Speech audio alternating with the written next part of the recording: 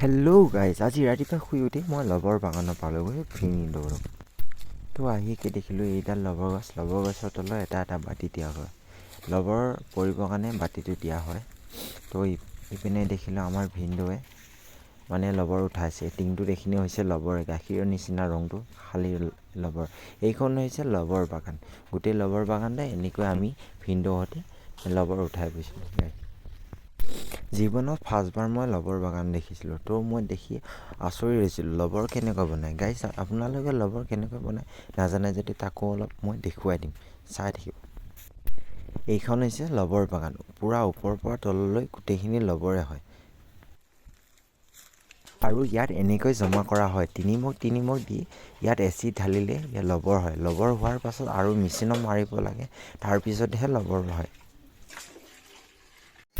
এতিয়া এইখিনি মেচিনত মাৰা হৈ গৈছে। মাৰা হোৱাৰ পিছত এনেকৈ বিক্ৰী কৰা হয়। চেণ্ডেল আৰু কিবা কিবি ইয়াৰ পৰাই বনোৱা হয়। আজিকালি মিনি ব্লকটো এইখিনিতে।